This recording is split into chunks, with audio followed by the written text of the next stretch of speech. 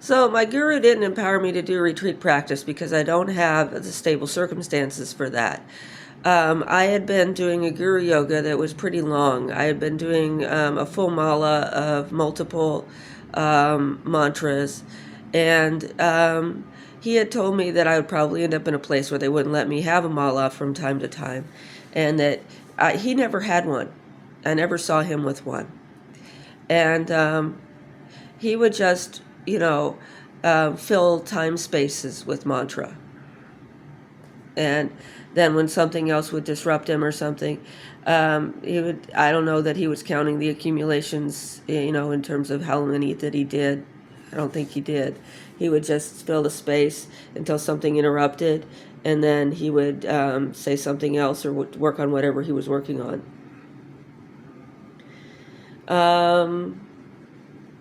I noticed that, you might notice my eyes are a little uneven, or at least they were earlier this morning, and that, I'm getting a lot of facial stiffness and stuff from the medication that I had to go on because not everyone has the same ideas about acquiring sexual partners as others do, and I was getting bullied.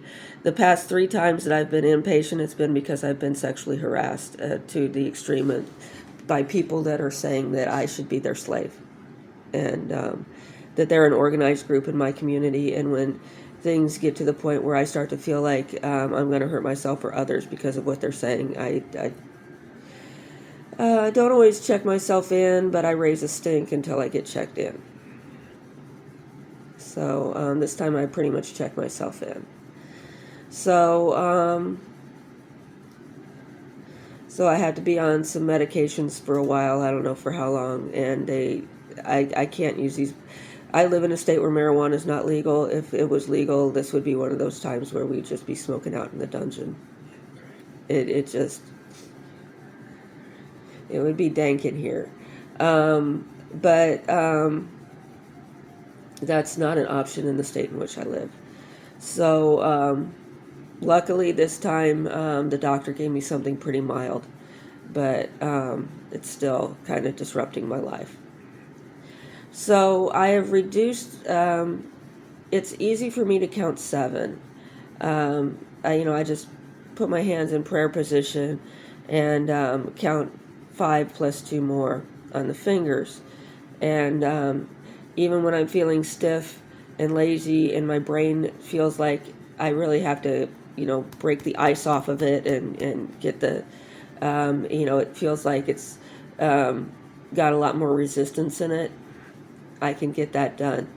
And one of the reasons why I'm reducing that is because I've never won this argument, that we need to do something to make these people be more respectful, to be less overt about these kinds of thoughts and stuff. And,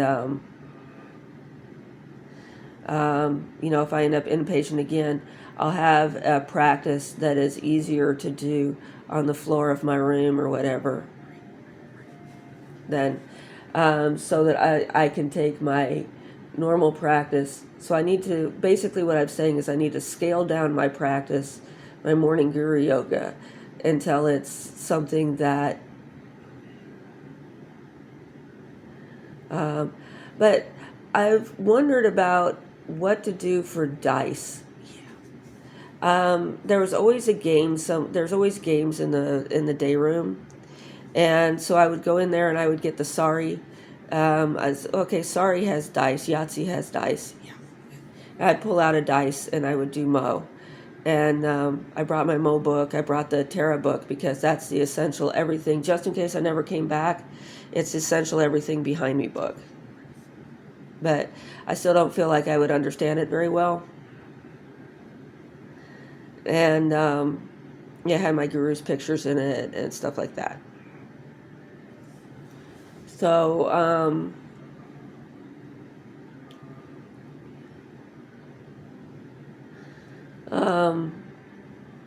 I also brought the outfit that I would wear if I wasn't coming back and I just needed to do prostrations all around Bloomington. My tea's getting steep. So,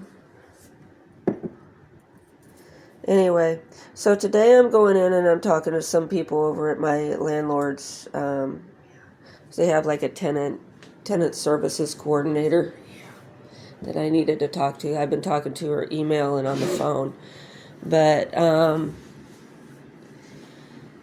yeah, about mellowing out some of this stuff, and then she even like this stern warning about something I didn't actually do again. So, and that I'm the only person here who's not allowed to make any noise. Meanwhile, I can't eat supper without people screaming right under my window.